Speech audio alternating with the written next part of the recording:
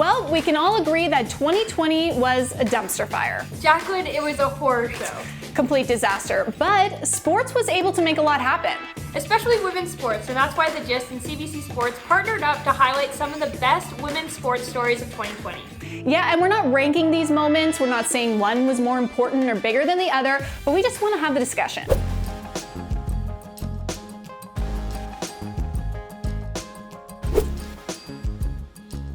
So we'll start with the WNBA.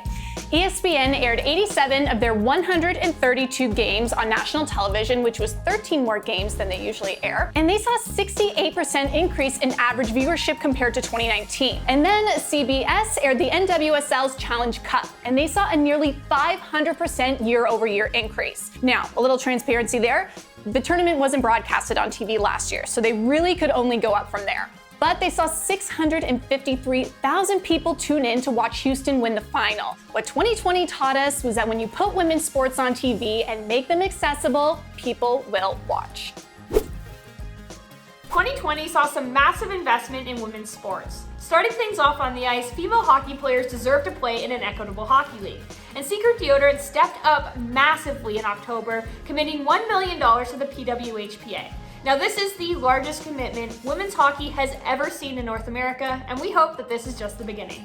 Angel City FC, a new LA-based National Women's Soccer League expansion team, was announced this year with a megastar ownership group, including 14 former U.S. women national team players, as well as Hollywood stars like Natalie Portman, Eva Longoria, Jennifer Gardner, as well as WNBA player Candace Parker, Olympic gold medal skier Lindsey Vonn, as well as tennis icons Billie Jean King and Serena Williams, as well as Serena also included her 2-year-old daughter Olympia as an investor. Carrie, we need to start on our party crashing plan like yesterday because that holiday party is going to be insane. I already got my sequence outfit picked out. 2020 was a big year for women's jersey sales. Recently, star soccer players like U.S. Women's National Team player Christian Press, Tobin Heath, Canadian soccer player Ashley Lawrence, and new mom Alex Morgan took their talents overseas. And it was no surprise that Press and Heath both made a massive splash in Manchester, as their jerseys completely outsold the men's Manchester United jerseys the 3 days after they signed. Less than an hour after the New York Liberty selected Oregon Ducks standout Sabrina Ionescu #1 overall in the 2020 WNBA draft, her jersey online completely sold out. And to add to the already historic night, the 22-year-old also announced a multi-year deal with Nike. Now, it is rumored that the baller will eventually get her own signature sneaker, making her the only current WNBA player with her own signature kicks. Sign me up, I need a pair. Now we have to talk about the hot ticket item of 2020, the coveted orange WNBA hoodie. We saw NBA stars like LeBron James, Chris Paul, and Damian Lillard all rocking the orange and white to support their female counterparts. Now, the hype definitely paid off as the WNBA announced that this was the best-selling WNBA item ever on Fanatics e-com sites. Even though the word bubble will trigger us all for years to come, we have to talk about it because 2020 was the year of the sports bubble, and the NWSL set the standard. They held their Challenge Cup in late June, and they were the first league back to play during the pandemic. And not only that, but they had 0 cases come into their bubble. Now, we do need to mention the fact the Orlando Pride was supposed to take part, but they actually had a couple positive cases before the tournament started, so they weren't able to join. Now, a lot of people acknowledge the fact that the NWSL did not get the credit they deserved. Not only did a lot of people not mention they did it first, and they did it right, but a lot of conversations didn't even mention the NWSL doing it at all. So, not cool, but NWSL, don't worry, because we see you. 2020 brought us a lot of stories that push the narrative of what it means to be a female athlete. And the first example of that is the gender discrimination lawsuit the U.S. women's soccer team filed against USA Soccer. Now, it was about 28 members of the team who actually filed this lawsuit, including Megan Rapinoe and Alex Morgan, and this happened back in 2019. And their lawsuit covered a lot of issues: coaching, medical attention, as well as discrimination under the Equal Pay Act. But in 2020, the athletes faced a setback when a judge ruled against a number of their claims, including the pay inequity. However, keep your eyes on this story because the athletes are appealing that decision, and the answer to this lawsuit could actually change the game for a lot of women teams around the world. So gender equity is being decided in the courts, and so is gender itself. Case in point, Caster Semenya. She's been locked in a years-long battle with her international federation, and now it's going to the European Court of Human Rights. But let's rewind a little bit and give you some context. Semenya has a medical condition called hyperandrogenism. So that means she has higher levels of testosterone than the rest of her competitors.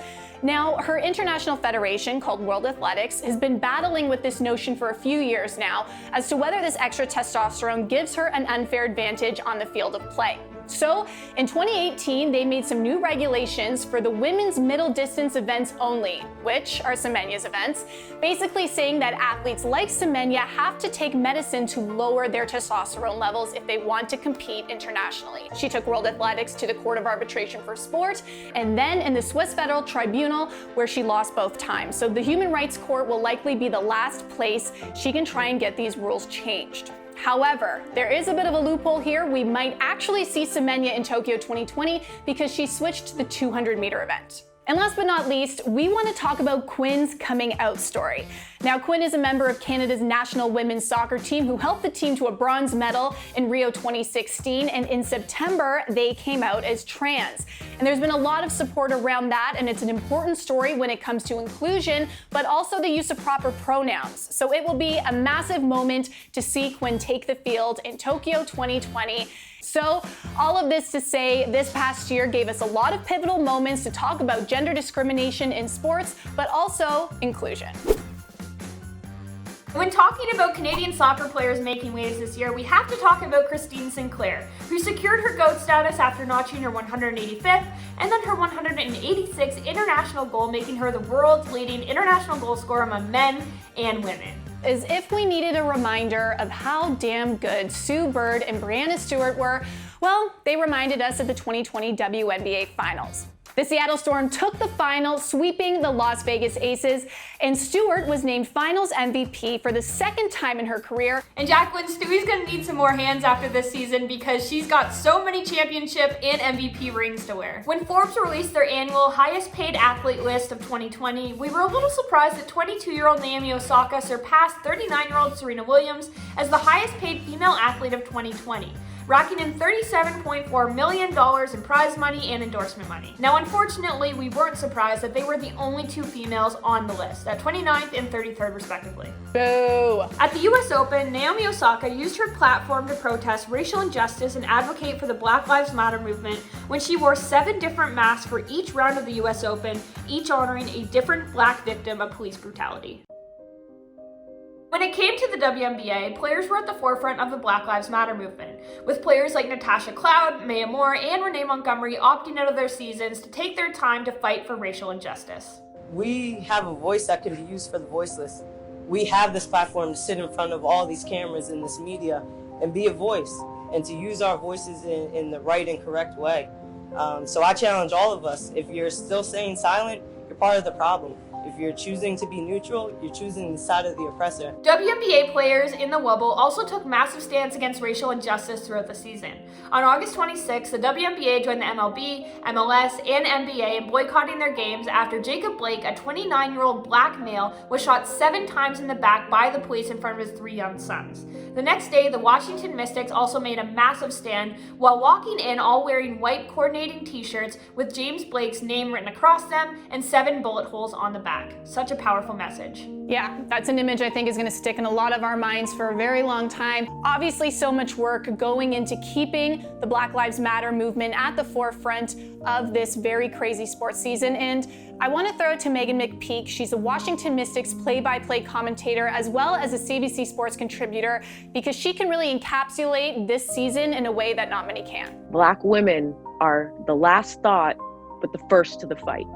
And that is what we saw with the WNBA. It goes back to 2016. Lindsay Whalen, Maya Moore, Rebecca Brunson, and Simone Augustus of the Minnesota Lynx. Now, some retired, some with different teams. Maya Moore, who's sitting out her 2nd season to focus on social justice and police reform and whatnot. And a huge respect goes to her as well, too, because she, like Colin Kaepernick, have decided to take the ultimate sacrifice amongst many other athletes as well, too. And last but not least, we need to talk about the women who made history in sport this year, paving the way for many women to come. So let's start with football. In September, Washington faced Cleveland, and it was the first NFL game to have 2 female coaches and a female referee. And then in baseball, the Marlins named Kim Ang their general manager, making her the first female GM as well as the first Asian American GM in league history. You know, I have 3 things to say about this. The first is visibility matters. The second is visibility matters. And the third, for everyone in the back, is visibility matters. We have to talk about female trailblazers in the sports media industry that broke barriers in 2020. To be honest, we're a little disappointed that it took this long, but we're happy it happened. First up, the legendary Doris Burke made history by becoming the first female to cover the NBA Finals as a game analyst on any platform. And on the baseball side of things, ESPN commentator and gold medal winner Jessica Mendoza also became the first woman to be a game analyst for the World Series. All right, everyone, that's what we have for you. If there was a story you think we missed or something you want to talk about, just put it in the comments below. Thanks so much for tuning in, and let's keep this conversation going.